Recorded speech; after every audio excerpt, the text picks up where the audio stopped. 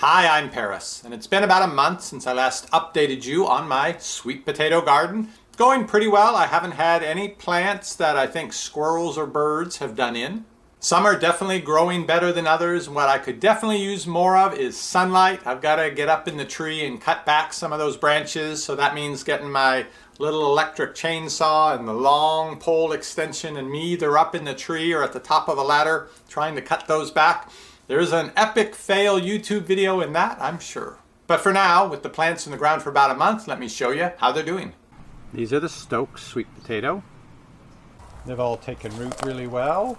Some of the leaves have got a few bites out of them. Some insects are testing them out, but they're growing new leaves in faster than the old ones are being chewed up.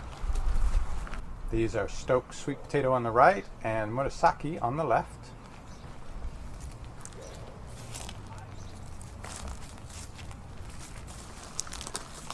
These are a mixture of the Jewell and Hannah sweet potato. They have not come in as well. Now they were the last to be planted, but I think the main problem is that they're more in the shade than the other plants. You can kind of see what's going on right here in this view.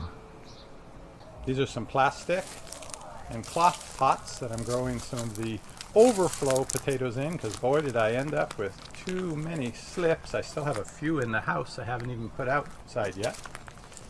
And if this looks quite a bit different from the other potato plants, it is Adirondack Blue, which is your more or less typical russet potato, but it's been hybridized with elements of the Stokes potato, so though it's a russet potato, it's purple inside.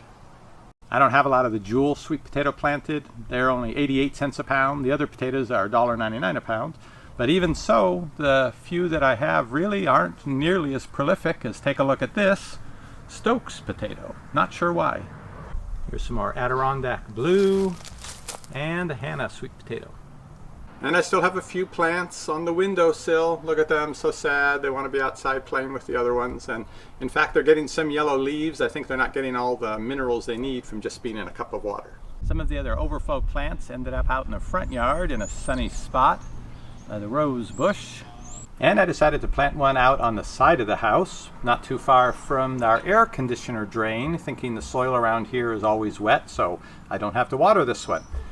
As you can see, I planted the whole potato because there were lots of shoots coming out of it, and some local squirrel, possum, I'm not sure, has been snacking on it.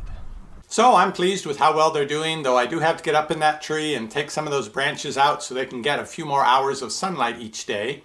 Now it'll be about another 70 days before harvest time arrives, and I'll be reviewing separately those canvas pots for growing. Some of them are made specifically for sweet potatoes, and they actually have a hatch on the side you can open up to harvest the potatoes inside without bothering the plant above.